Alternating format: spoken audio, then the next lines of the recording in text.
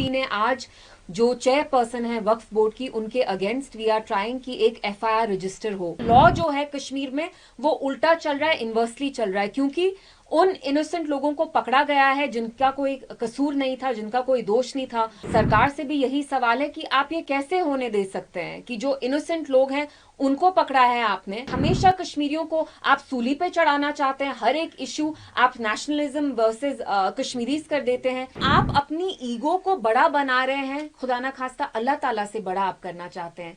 ये तो हम एक्सेप्ट नहीं करेंगे। हमारे जो प्राइम मिनिस्टर साहब है मोदी जी से कि आपके जो यहाँ बीजेपी के मेंबर्स हैं वो अपना कल्ट बनाते बनाते इतने वेन हो गए हैं कि अब वो हमारे दीन पे तौहीन कर रहे हैं, गुस्ताखियां कर रहे हैं, और ये गुस्ताखी हम किसी भी तरीके से we will not accept it. मेरी मोदी जी से, अमित शाह साहब से यही अपील होगी कि जल्द से जल्द जो आपने एफआईआर लॉन्च किए हैं आप प्लीज विड्रॉ करिए। अगर एम्बलम के बदले कुछ और भी वहां प्लैक पे होता तो इन लोगों का वही रिएक्शन होता, बजाय इसके कि आप हमारे जज्बात समझे, हमारे रिलीजियस सेंटिमेंट समझे, आप ऊपर से हमें ही पुलिस थाने में लेके हमारे अगेंस्ट एफआईआर कर रहे हैं। सबसे पहली चीज, पीडीपी ने आज जो चेयरपर्सन है वक्फ बोर्ड की, उनके अगेंस्ट वी आर ट्राइंग कि एक एफआईआर रजिस्टर हो। हम पहले निगीन पुलिस स्टेशन गए, उसके बाद हम हजरतबल पुलिस स्टेशन गए, अभी तक हमें पॉजिटिव रिस्पांस नहीं मिला है।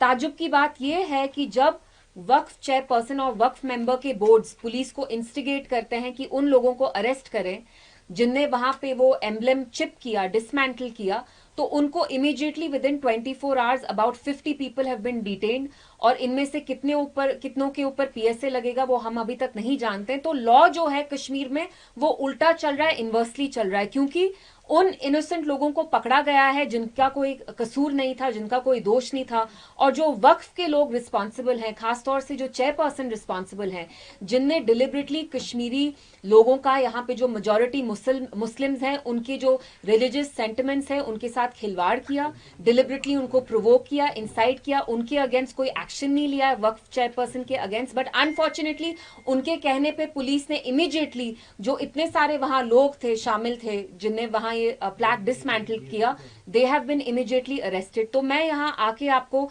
बुला के यही बात करना चाहती थी कि लॉ कश्मीर में due process is not being followed, the law has been turn upside down on its head and it's being followed inversely. So आपको यहाँ बुलाने का यही मकसद था, और मेरी यहाँ एडमिनिस्ट्रेशन से सवाल है, सरकार से भी यही सवाल है कि आप ये कैसे होने दे सकते हैं कि जो इनोसेंट लोग हैं उनको पकड़ा है आपने, बजाय इसके कि जो वक्फ की चेयरपर्सन है जिनने इतनी बड़ी वहां तौहीन की, गुस्ताखी की। The point is not about emblem, please don't make it about patriotism, don't make it about nationalism, you are conflating it and deliberately आप इसको एक नेशनलिज्म का रंग दे रहे हैं। दिस इज अबाउट आवर दीन। इस्लाम में कुछ चीजें बहुत स्ट्रिक्टली प्रोहिबिट की जाती हैं। सबसे नंबर 1 पे आता है आइडल वर्शिप, यानी बुत परस्ती, यानी आप किसी भी चीज को डिपिक्ट नहीं कर सकते हैं श्राइन्स में, मॉस्क में, दरगाह में। For us this is a strict prohibition and इसके साथ आप टैंपर नहीं कर सकते हैं। द पॉइंट इज नॉट कि हम एम्बलम को रिस्पेक्ट करते हैं कि नहीं, हमेशा कश्मीरियों को आप सूली पे चढ़ाना चाहते हैं, हर एक इश्यू आप नेशनलिज्म वर्सेस कश्मीरीज कर देते हैं। This is not about the emblem, it's about where you had placed the emblem.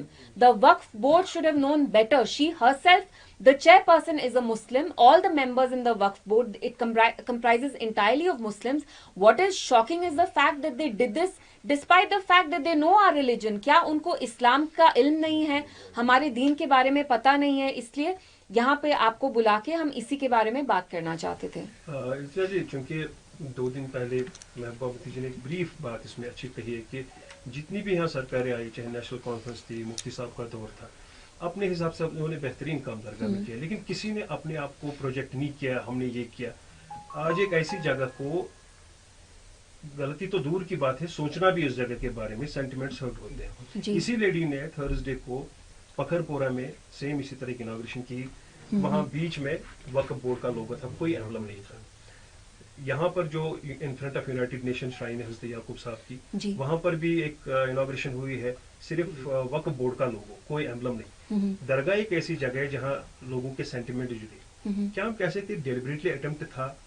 Of course. और देखिए, मैं इनसे कहना चाहती हूँ, जो हमारे मॉस्क हैं, दरगाह हैं, वो आपका कोई वैनिटी प्लेग्राउंड नहीं है कि आप उसमें अपने आप को चाहें कि लोग आपको वर्शिप करें। जो वक्फ की चेयरपर्सन है, हमने खुद देखा पिछले हफ्ते उनने अपनी ताजपोशी करवाई हजरत बल में। यहाँ इतने सारे चीफ मिनिस्टर्स आए हैं, गए हैं, प्राइम मिनिस्टर्स रहे हैं। आप मुझे एक पिक्चर दिखाइए जब किसी की ताजपोशी हुई है, कि उनके सर पे किसी ने उनको क्राउन, मतलब like it's like she is being anointed as a queen.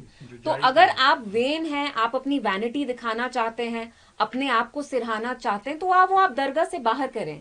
Please don't use our dargah as a playground to for your own vanity sec.